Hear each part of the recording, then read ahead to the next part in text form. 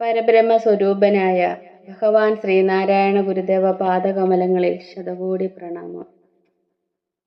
സജ്ജനങ്ങളായ പ്രിയാത്മ സഹോദരരെ, ഗുരുദേവനും കോലത്തുകരയും ഈ വിഷയത്തിന്മേൽ ഇപ്പോൾ നമ്മൾ ജഡാധര സ്വാമികളുടെ ജീവചരിത്രമാണല്ലോ അവതരിപ്പിക്കുന്നത്. ഇന്ന് സമാധിയിരുത്തൽ. അന്ന് പൗർണമി ദിവസമായിരുന്നു. സമാധിക്ക് വേണ്ട എല്ലാ ഒരുക്കങ്ങളും പൂർത്തിയായി. അപ്പോഴേക്കും അർദ്ധരാത്രിയായി കഴിഞ്ഞിരുന്നു. ബോധാനന്ദ സ്വാമികൾ ജഡാധര സ്വാമിയെ സമാധി ഇരുത്തിക്കഴിഞ്ഞ് അതിനു മുകളിൽ പ്രതിഷ്ഠയ്ക്കുള്ള പീഠം ഉറപ്പിച്ചു. ജഡാധര സ്വാമി പൂജിച്ചിരുന്ന ഗണപതി വിഗ്രഹം ബോധാനന്ദ സ്വാമികൾ കയ്യിലെടുത്ത് കുറേ നേരം ധ്യാനനിരതനായി നിന്നു. അതിനുശേഷം വിഗ്രഹത്തെ സാവകാശം ഉയർത്തി പീഠത്തിൽ ഇറക്കി പ്രതിഷ്ഠ നടത്തി. ആ സമയത്ത് പുറത്ത് തടിച്ചുകൂടി നിന്ന ഭക്തജനങ്ങളിൽ നിന്ന് നിലയ്ക്കാത്ത മന്ത്രധ്വനി അന്തരീക്ഷത്തെ ഭക്തിസാന്ദ്രമാക്കിക്കൊണ്ട് ഉയർന്നു. ഓം ഗം ഗണപതയേ നമ. ഈ അവസരത്തിൽ ബോധാനന്ദ സ്വാമികൾ വിനായകാഷ്ടകം ചൊല്ലിക്കൊടുത്തു. ഭക്തജനങ്ങൾ ഭക്തിപൂർവം അത് ഏറ്റുചൊല്ലി. കോലത്തുകര ഗണപതി പ്രതിഷ്ഠ കഴിഞ്ഞ് ബോധാനന്ദ സ്വാമികൾ ശ്രീകോവിലിനുള്ളിൽ നിന്നും പുറത്തേക്കിറങ്ങാൻ തിരിഞ്ഞപ്പോൾ കണ്ട കാഴ്ച അവിശ്വസനീയമായിരുന്നു.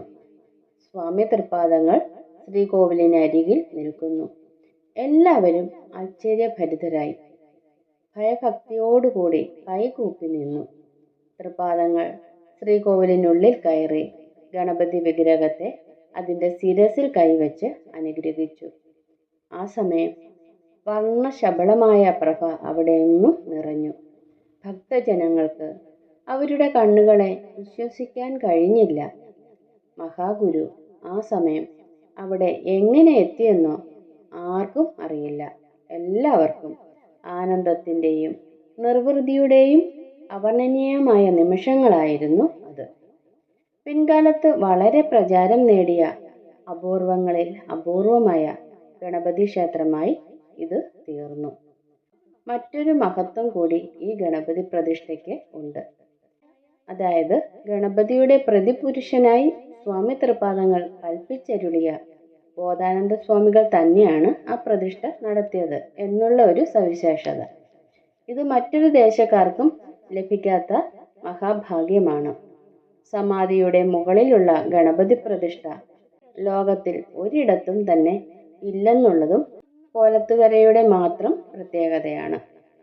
ഇന്നും അവിടുത്തെ ഭക്തജനങ്ങൾ അഭിഷ്ടകാര്യസിദ്ധിക്കും വിഘ്നങ്ങൾ അകറ്റുന്നതിനും കോലത്തുകര ഗണപതി ഭഗവാനെ ഭജിച്ച് സായുജ്യം നേടുന്നു. ഇവിടുത്തെ പൂജാവിധികളും സ്വാമി തൃപ്പാദങ്ങൾ കൽപ്പിച്ചരുളിയതുപോലെയാണ് നടക്കുന്നത്.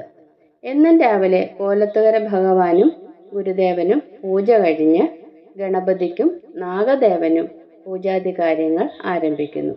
എന്നാൽ വൈകുന്നേരം വ്യത്യാസമുണ്ട്. ആദ്യം ഗണപതി ഭഗവാനും നാഗദേവനും, പിന്നെ കോലത്തുകര ഭഗവാനും ഗുരുദേവനും എന്നിങ്ങനെയാണ് ദൈനംദിന പൂജാ വിധികൾ. രാത്രി നൈവേദ്യ പൂജ കഴിഞ്ഞ് നടയടയ്ക്കുന്നു. കൂടാതെ വിശേഷ ദിവസങ്ങളിൽ തൃപ്പാദങ്ങളാൽ തുടങ്ങിവെച്ച ഗണപതി ഹോമം ഇപ്പോഴും വിപുലമായ രീതിയിൽ തന്നെ ഇവിടെ നടന്നു വരുന്നു. ജഡാധര സ്വാമികൾ സശരീരനായിരിക്കെ ഭക്തജനങ്ങൾക്ക് നൽകി വന്ന ഉണ്ണിയപ്പ വഴിപാടും കോലത്തുകര ഗണപതിക്ക് ഇന്നും തുടരുന്നുണ്ട്.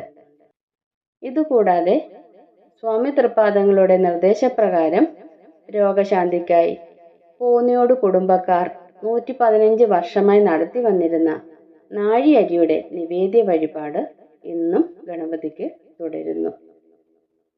സജ്ജനങ്ങളായ പ്രിയാത്മ സഹോദരരെ, ഇന്നത്തെ അവതരണം ഇവിടെ പൂർണ്ണമാവുകയാണ്. അടുത്ത ദിവസം മറ്റൊരു വിഷയവുമായി നമുക്ക് കണ്ടുമുട്ടാം. ഗുരുവും ശ്രീനാരായണ ധർമ്മം വിജയിക്കട്ടെ. ഓം.